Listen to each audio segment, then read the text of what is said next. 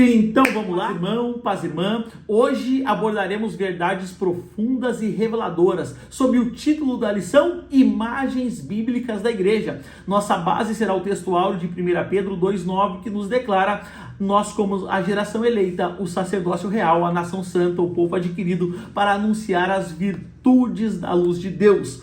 Dividindo a nossa ministração hoje em 3 tópicos. Exploraremos as ricas imagens que pintam o relacionamento e a função e a habitação da Igreja de Cristo. No primeiro tópico, adentraremos nas representações da Igreja como a noiva e a esposa de Cristo, simbolizando a pureza, a fidelidade e o amor enraizado no sacrifício.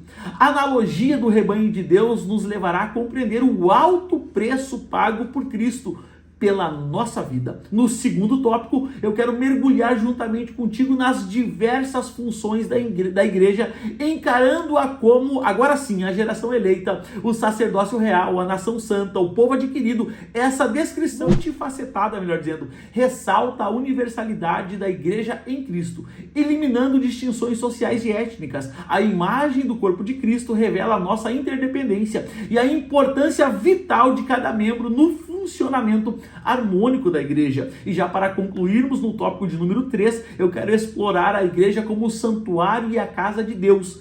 Cada crente será compreendido como um templo do Espírito Santo, enquanto coletivamente a igreja será percebida como a habitação divina, a habitação de Deus. Alertaremos também sobre a necessidade do cuidado para evitar a profanação do santuário. Ao concluirmos essa lição, eu quero que você perceba que fazer parte da Igreja de Cristo, meu irmão, minha irmã, é um privilégio incomparável. As imagens bíblicas não apenas definem a igreja em seu aspecto institucional e funcional, mas também orientam cada crente a descobrir o seu papel no corpo de Cristo. Que essa ministração possa enriquecer a nossa compreensão e fortalecer a nossa comunhão como povo escolhido de Deus. Que o Senhor Jesus Cristo te abençoe. Vamos agora à lição de número 2 do primeiro trimestre de 2024, que traz por título Imagens Bíblicas da Igreja. O nosso texto áureo, como já citamos na nossa apresentação, está em 1ª carta de Pedro, capítulo 2, versículo 9, que diz: mas vós sois a geração eleita, o sacerdócio real, a nação santa, o povo adquirido, para que anuncieis as virtudes daquele que vos chamou das trevas para a sua maravilhosa luz. A nossa verdade prática, por meio de cada imagem que retrata a igreja, o Espírito Santo revela-nos o quão grandiosa ela é. A nossa leitura bíblica em classe está em Efésios, capítulo 5, verso 2, e do verso 5 ao verso 32, também está em 1ª carta de Pedro, capítulo 2, versículo 8 e 9. Para concluirmos essa parte introdutória, a igreja de Jesus Cristo é retratada por uma série de imagens por meio das páginas do Novo Testamento. Cada uma delas revela um determinado aspecto da igreja de Jesus Cristo. Assim podemos contemplar imagens ou figuras que retratam o relacionamento, que descreve a função ou mostra de que forma a igreja é a habitação de Deus. Por isso, nesta lição, estudaremos as principais imagens bíblicas a respeito da Igreja de Cristo, que comunicam o relacionamento, a função e a habitação dessa instituição criada por Deus. Então já está aí, meu irmão, minha irmã, a nossa parte introdutória, bem resumida, de uma forma sempre prática e objetiva. E você que está sempre comigo, é um privilégio, é um prazer estar com você mais uma vez. Que Jesus abençoe a tua vida, a tua casa, a tua família. E eu sempre te peço, confira se você já é inscrito aqui no meu canal do YouTube. Se porventura você está semanalmente comigo aqui e ainda não é inscrito, se inscreva aqui no meu canal do YouTube, ative o sininho para todas as notificações e deixe a sua mãozinha no like aqui abaixo desse vídeo. Se você está chegando agora pela primeira, pela segunda vez, quem sabe você estava procurando pela lição de número 2 do primeiro trimestre de 2024 e o algoritmo do YouTube te trouxe até o meu canal aqui Eu não vou te pedir a tua inscrição ainda, eu ainda não vou pedir o teu like, a única coisa que eu te peço, meu irmão, minha irmã, é que você assista essa videoaula até o final. E se alguma coisa que eu disser, se alguma coisa que eu ministrar, abençoar a tua vida, a tua casa e a tua família, se eu trazer aqui algum conhecimento que você ainda não tinha, então no final dessa videoaula, quem sabe você pode pensar em se inscrever aqui no meu canal. Eu já quero então adentrar contigo aos nossos tópicos e subtópicos e, como sempre, resumi-los de forma clara, prática e objetiva. Vamos ao tópico 1?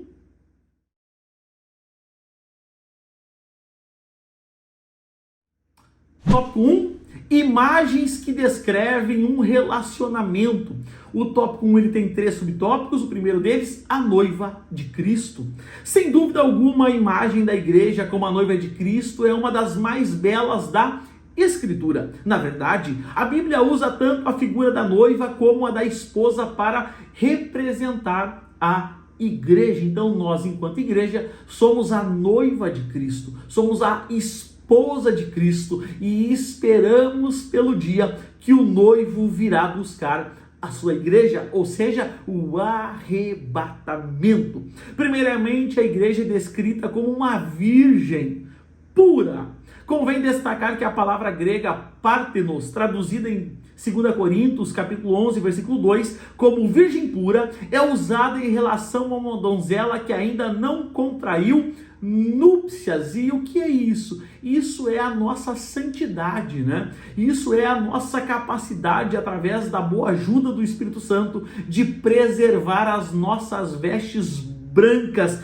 Um texto importante nesse momento está em Mateus, capítulo 25, versículo 13, que diz então, versículo do 1 ao 13, que diz então, o reino do céu será semelhante a 10 virgens, que tomando as suas lâmpadas saíram ao encontro do noivo. Esta parábola de Jesus destaca, meu irmão e minha irmã, a importância da prontidão espiritual, reforçando a ideia da igreja como uma noiva que aguarda a vinda do seu noivo. Então, interessante essa parábola do capítulo 25, aonde a Bíblia diz que o reino do céu será semelhante a 10 virgens. E preste atenção, eu quero chamar a tua atenção aqui para dizer, meu irmão, as 5 que entraram eram virgens, mas as 5 que ficaram de fora também eram virgens. As 5 que entraram e as 5 que saíram, elas eram virgens, elas saíram ao encontro do noivo, elas pegaram suas lamparinas, elas tinham azeite, elas eram virgens, elas todas adormeceram, todas ouviram a voz anunciando que o noivo estava chegando, mas apenas 5 tinham reserva e 5 não tinham. Então, além de falar da nossa prontidão espiritual, também fala para uma vida com Deus, uma vida de relacionamento com Deus, aonde a gente cria reserva, aonde a gente ora, busca, consagra, teme a Deus e Deus nos dá graça de permanecer na sua presença. E quem sabe essa mensagem vai achar guarida em algum coração. Meu irmão, é tempo de fazer reserva. Eu repito, é tempo de fazer reserva. Reserva se faz em tempo de bonança, para quando vir a luta, para quando vir o dia escuro, a tempestade, você tem reserva para com o teu Deus. Nenhum exército se prepara para a guerra em tempo de guerra. Não, o exército treina, se prepara em tempos de paz. Então, meu irmão, minha irmã, quem sabe se você está passando por um tempo de bonança, de tranquilidade, se prepare, busque a Deus e faça reserva. Glória a Deus. Vamos ao subtópico 2, a esposa de Cristo. Paulo retrata também de forma vívida a imagem da igreja como esposa. Assim como é destacada a pureza da noiva, é também a da esposa. Mas devemos ressaltar que esse relacionamento de Cristo com a igreja é fundamentado no amor. Abre aspas. Cristo amou a igreja, fecha aspas. Não é como um relacionamento frio, fundamentado apenas no dever, mas retrata um relacionamento fundamentado, sobretudo, na realidade do amor que se entrega e se sacrifica. E a Bíblia vai dizer que nós esposos, a Bíblia diz, vós maridos, dai a vossa vida pelas vossas esposas. Então não é um relacionamento frio, apático, não, é algo que chega a ser sacrificial.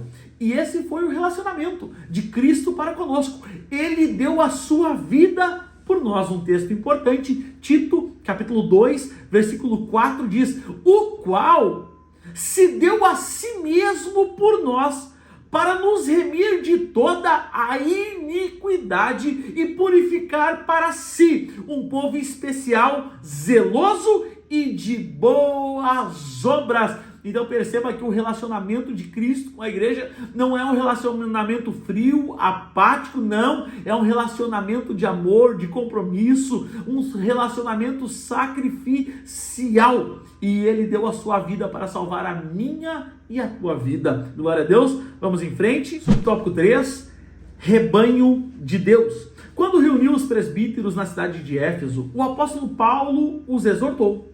Aqui a igreja é retratada como o rebanho de Deus. É uma metáfora que ilustra a relação existente entre a ovelha e o pastor. E a Bíblia diz que Jesus é o bom pastor e que as suas ovelhas escutam e conhecem a sua voz. Paulo deixou claro que esse rebanho custou um alto preço, o sangue de Jesus Cristo. Pedro vai dizer que não foi com coisas corruptíveis como o ouro ou a prata que Cristo nos resgatou, mas com seu precioso sangue. Um texto importante nessa altura da lição. A você, irmão, que quem sabe é encarregado de igreja, líder de departamento, líder de jovem, que está sobre o rebanho de Deus, um texto importante para nós. É o texto de Atos, capítulo 20, versículo 28, que diz: olhai, pois, por vós e por todo o rebanho que o Espírito Santo vos constituiu bispos, para apacentardes a igreja de Deus, que ele resgatou com o seu próprio sangue. A referência ao sangue destaca a seriedade da responsabilidade pastoral. Na cultura do Império Romano, o pastoreio era uma analogia compreensível, pois a sociedade estava familiarizada com a criação de ovelhas. Então Paulo vem construindo essa ideia e trazendo essa visão de um rebanho de Deus para a gente ter a consciência que somos o seu rebanho. E para os pastores encarregados, bispos que estão sobre esse rebanho, para apacentarem com mansidão, com modéstia, esse rebanho que o Espírito Santo nos confiou. Então já está aqui, meu irmão, minha irmã, o resumo prático, claro, objetivo, com aplicações práticas para a nossa vida, casa, família e ministério do tópico 1, onde falamos então sobre as imagens que descrevem um relacionamento, a imagem da noiva de Cristo, da esposa de Cristo e do rebanho de Deus. Eu já quero adentrar contigo então ao tópico 2, vamos ao tópico 2, imagens que descrevem função. O tópico 2 ele tem 2 subtópicos. O primeiro deles, geração eleita, sacerdócio real, nação santa e povo adquirido. Assim como havia um povo debaixo do antigo pacto, da mesma forma Deus possui um povo debaixo do novo pacto. E aqui a lição traz a geração eleita, o sacerdócio real e a nação santa. Vamos a cada uma delas. Geração eleita, a palavra grega genus, traduzida aqui como geração, também possui o sentido de raça. O Novo Testamento mostra que, em Cristo, tanto judeus quanto gentios fazem parte de uma só geração, ou uma só raça, por causa do que eles têm em comum. Não há distinção de raça, cor, sexo ou status sociais. Em Cristo, todos formam a geração eleita. Vamos falar um pouquinho agora do sacerdócio real. Em sua primeira carta, o apóstolo Pedro descreve os crentes que formam a igreja de Cristo como os que exercem um sacerdócio real. E você, meu irmão, eu falo para você agora, você que é o sacerdote da tua casa, você precisa tomar a dianteira, você precisa usufruir dessa prerrogativa que Deus nos deixou. Nós somos os sacerdotes da nossa casa. O sacerdote, ele intercede, ele leva a esposa, os filhos, a família, o trabalho, a igreja em oração diante de Deus. E essa é a nossa função enquanto sacerdotes da nossa casa, continuando ainda, na antiga aliança Deus escolheu uma família, a de Arão, para oficiar como sacerdotes. Da mesma forma, ele fez na nova aliança. Contudo, há uma diferença fundamental entre o sacerdócio exercido debaixo da antiga aliança e aquele que é exercido agora na nova aliança. Ali, essa função era reservada apenas para uma tribo, a de Levi. Dessa forma, a família escolhida para essa missão foi a de Arão. Por outro lado, debaixo da nova aliança, todo cristão é um sacerdote. Agora todo cristão tem o privilégio de queimar o incenso, isto é, de exercer um ministério de oração e intercessão diante de Deus. E meu irmão, minha irmã, amigo, amiga que me escuta, não existe uma vida cristã sem exercer o ofício da oração. Eu repito, a oração é a oração. É na oração que você vence, é na oração que você avança, é na oração que a porta abre, é na oração que a luta passa, é na oração que Deus dá resposta, é na oração que Deus se manifesta. A oração, a oração, a oração. Glória a Deus. Agora vamos falar então sobre a nação santa e o povo adquirido. Ambos os termos vêm adjetivados, mostrando o que essa nação e esse povo eram, representavam e deveriam representar. Não era uma nação ou um povo qualquer, era uma nação santa, um povo adquirido para Deus. Essa é uma figura muito forte para retratar uma igreja inteiramente consagrada a Cristo. E a Bíblia diz que não tem como a gente servir dois senhores. Não há como jorrar água doce e salgada da mesma fonte. Então, irmão e irmã, nós, enquanto crentes em Cristo, a gente tem que se conscientizar que somos um povo adquirido, uma nação santa, separada. Santa não significa perfeito. Santo significa separado. Separado do quê? Separado do mundo e das suas corrupçências. Porque a Bíblia diz que aquele que é amigo do mundo se constitui inimigo de Deus. Mas nós não. Nós somos um povo adquirido por Deus, que ama a Deus, que teme a Deus, que reverencia a Deus, que adora a Deus e que é separado para Deus. E nós falávamos ainda no início sobre um só povo, uma só nação, uma só raça. E um texto interessante para concluirmos o subtópico 1 é Romanos capítulo 10, versículo 12, que diz: porque não há diferença entre judeu e grego, pois um mesmo é o Senhor de todos, rico para com todos os que os invocam. Então, meu irmão, minha irmã, em Cristo não há distinção, em Cristo não há diferença. A Bíblia diz que Deus não faz acepção de pessoas. Então, Ele é Senhor de todos e rico para com todos os que lhe invocam. E se você está passando por um momento difícil, de dificuldade, invoque o nome do Senhor. A Bíblia diz: clama a mim e responder-te-ei. Então clame a Deus, meu irmão, em oração, e a resposta de Deus para a nossa vida. Glória a Deus. Vamos ao subtópico 2, corpo de Cristo. Essa é uma das imagens mais fortes e frequentes do Novo Testamento para retratar a igreja. A igreja é o corpo de Cristo. Mais do que uma organização, a igreja é um organismo vivo. A analogia da igreja com um corpo é muito significativa. Primeiramente, porque retrata a harmonia e a unidade que há no corpo. No corpo humano, tudo está em seu devido lugar. Todos os membros cooperam para o bom funcionamento do corpo. Logo, nenhum membro faz menos parte do corpo do que os demais. Todos são necessários. A variedade de órgãos, membros e funções constitui a essência da vida física. Nenhum órgão pode estabelecer um monopólio no corpo, assumindo as funções dos outros. Um corpo constituído por um só órgão seria uma monstruosidade. Trazendo agora essa analogia para dentro da igreja, meu irmão, minha irmã. Cada um de nós tem uma função dentro da obra de Deus. Eu sempre digo, tem pessoas que passam a vida inteira querendo pregar como A, cantar como B, liderar como C, ser igual a D, e a vida inteira passa, ela não pregou, não cantou, não liderou e não foi que nem irmão. Deus chamou cada um com suas características, dons, talentos individuais, para que com o nosso dom, com o nosso talento, a gente somem no corpo, né? De somar, adicionar no corpo. E o corpo, por meio da nossa vida e dos demais irmãos, sejam edificados. Mas tem gente que não, tem gente que quer fazer tudo, tem gente que quer ser o centro de tudo, tem gente que quer centralizar tudo nele. E a própria lição está dizendo um corpo constituído por um só órgão.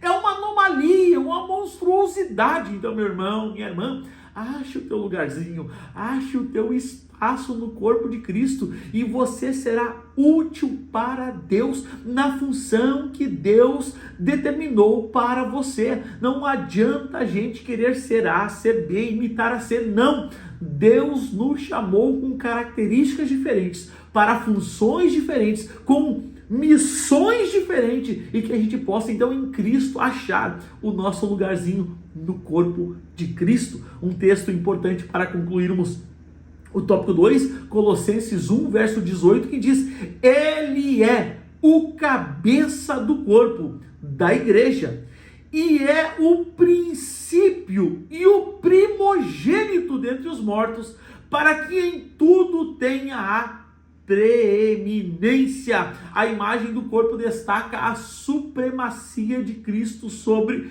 a igreja, inspirando a unidade e a cooperação entre os membros. Então que a gente possa guardar essa palavra, e essa palavra venha achar guarida no nosso coração. Nós somos os membros do corpo de Cristo, e não há membro mais importante do que o outro. Todos os membros são e têm a mesma importância para o corpo e o bom funcionamento do corpo. Amém? Você recebe essa palavra? Então glorifique a teu Senhor. Quem sabe você levante a sua mão e tribute a Ele nesse momento uma palavra de adoração, de louvor, porque Ele te chamou, Ele te escolheu, Ele te capacitou e você é um instrumento dEle. Glória a Deus. Vamos então ao último tópico, tópico 3 dessa lição. Tópico 3, imagens que descrevem habitação. O tópico 3 tem 3 subtópicos. O primeiro deles, santuário de Deus.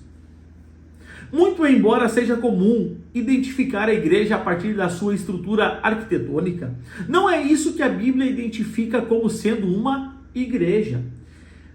Ela é o templo do Espírito Santo, segundo 1 Coríntios 3,16. A igreja é retratada como sendo um santuário e a habitação de Deus. Individualmente, cada crente é um templo do Espírito Santo, mas na sua forma corporativa, a igreja é retratada como sendo o santuário de Deus. Isso também significa que Deus habita a igreja.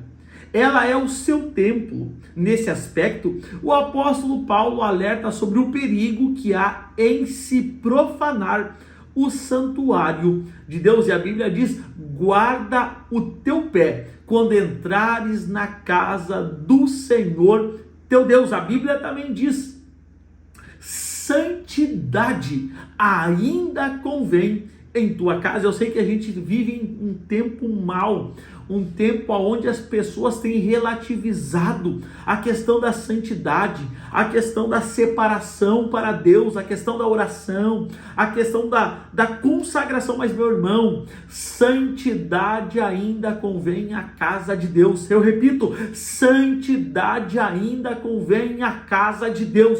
A Bíblia diz em Isaías: eu vi o Senhor assentado em um alto e sublime trono. E a visão mais para frente vai dizer: e 3 serafins estavam em torno dele, e cada qual tinha 6 asas, com 2 cobriam o rosto, com 2 cobriam os pés, com 2 voavam e clamavam uns aos outros: Santo, Santo, Santo é o Senhor dos exércitos. Santo, Santo, Santo Santo é o Senhor, o teu Deus é santo, meu irmão, e convém santidade, santidade. Santifique a tua vida, consagre a tua vida, se separe para Deus, porque santidade ainda convém à casa de Deus, aleluia. 2 Coríntios capítulo 6, versículo 16 diz: e que consenso tem o templo de Deus com os ídolos? Pois nós somos o templo do Deus vivente. Como Deus disse: neles habitarei e entre eles andarei, serei o seu Deus e eles serão o meu povo. Santidade, sereis santos, porque o nosso Deus é santo. Vamos ao subtópico 2, então no tópico 1 falamos sobre o santuário de Deus, o subtópico 2 do tópico 3, casa de Deus. A igreja é descrita como sendo a casa de Deus. Esse conceito da igreja como sendo a casa de Deus é derivado do Antigo Testamento, em que o povo de Deus é retratado como a casa ou a família de Deus. A nação de Israel floresceu a partir da família de Jacó. Isso nos faz ver a importância da igreja como uma instituição social. Na base da sociedade está a família. Uma família forte é formada por famílias igualmente fortes. O inverso também é verdade. Famílias fracas tornam-se em igrejas fracas. Então a gente compreende, e isso é uma verdade, que uma família forte constitui uma igreja forte. Agora, famílias fracas, levianas, imprudentes, vão todavia fazer uma igreja fraca, infantil, carnal. Por trás de muitos problemas sociais está a desconstrução familiar. A recomendação de Paulo em 1 Timóteo revela que a igreja se orienta por um padrão moral que deve nortear o seu comportamento na sociedade. Um texto importante nessa altura da lição é Efésios, capítulo 2, versículo 21 e 22, que diz: no qual todo o edifício bem ajustado cresce para santuário dedicado ao Senhor, no qual também vós juntamente sois edificados para morada de Deus no Espírito. Então o que a Bíblia está dizendo é que a gente precisa preservar a casa de Deus que somos nós, não profaná-la, mas antes de tudo santificarmos, porque Deus, melhor dizendo, habita em nós por meio do seu Espírito. Então, meu irmão, minha irmã, que possamos entender essa verdade. Vivemos em tempos difíceis, vivemos em tempos maus, mas nós ainda somos a casa de Deus, somos santuário do Altíssimo. Deus ainda habita em nós, somos povo de Deus, somos adquiridos por seu sangue como geração eleita, nação santa, povo adquirido, sacerdócio real, que a gente possa compreender essa importância desse último tempo, ou desses últimos dias da igreja na face da terra. Qual a importância, irmão? A importância da consagração, da santificação, da separação das coisas do mundo, das coisas carnais, para que possamos viver uma vida plena no Espírito. Glória a Deus. Vamos avançando ao último subtópico dessa lição, subtópico 3, o privilégio de ser igreja. À luz do que estudamos nessa lição, podemos fazer algumas considerações. Primeira, a Igreja de Cristo é uma instituição formada por salvos que se relacionam com Deus, e por isso eles fazem parte do seu rebanho, e já falamos sobre isso. Nós somos o rebanho de Deus e Ele é o nosso bom pastor. Segunda, a Igreja de Cristo é uma instituição formada de salvos que exercem uma função sacerdotal diante de Deus perante o mundo e levamos como incenso as nossas orações diante de Deus, intercedendo pela nossa vida, pela nossa casa, pela nossa família, pelo nosso trabalho, pelos irmãos em geral, pela igreja, pelo mundo em geral. Então somos sacerdotes diante de Deus. E, finalmente, a Igreja de Cristo é uma instituição em que Deus habita e vive. É um privilégio fazer parte da Igreja de Cristo. E para concluirmos o tópico 3, quero deixar um texto, 1 Coríntios, capítulo 3, versículo 16 e 17, que diz: não sabeis vós que sois o templo de Deus e que o Espírito Santo habita em vós? Se alguém destruir o templo de Deus, Deus o destruirá, porque o templo de Deus, que sois vós, é santo. Glória a Deus. Então já está aí, meu irmão, minha irmã, o resumo prático, claro, objetivo, com aplicações práticas para a nossa vida, para a nossa casa, para a nossa família e para o nosso ministério, do tópico 3. Eu quero ir contigo agora à conclusão. Nessa lição aprendemos através de imagens bíblicas o que é a igreja e que importância ela tem. São figuras que nos ajudam a compreender a igreja tanto em seu aspecto institucional como funcional. Assim, essas imagens ajudam o crente a descobrir qual é o seu lugar na igreja, o corpo de Cristo. Dessa forma, ele pode melhor cooperar para o perfeito funcionamento da igreja. E eu concluo a lição de número 2, deixando o texto de Efésios, capítulo 4, versículo 16, que diz: de quem todo o corpo, bem ajustado e consolidado, pelo auxílio de toda a junta, segundo a justa cooperação de cada parte, efetua o seu próprio aumento para edificação de si mesmo em amor.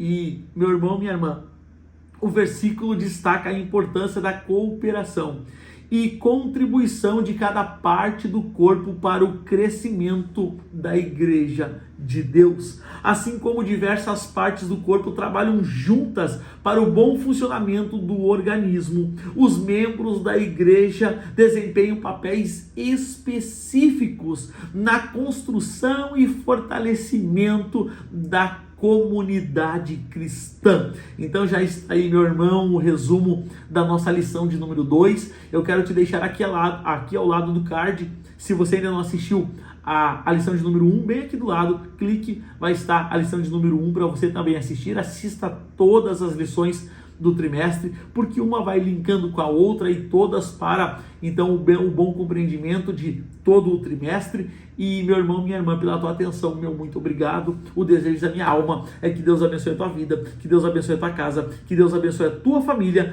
que Deus abençoe a obra das tuas mãos e que aonde você botar o pé, que Deus te dê por herança. Até a próxima videoaula. Graça e paz.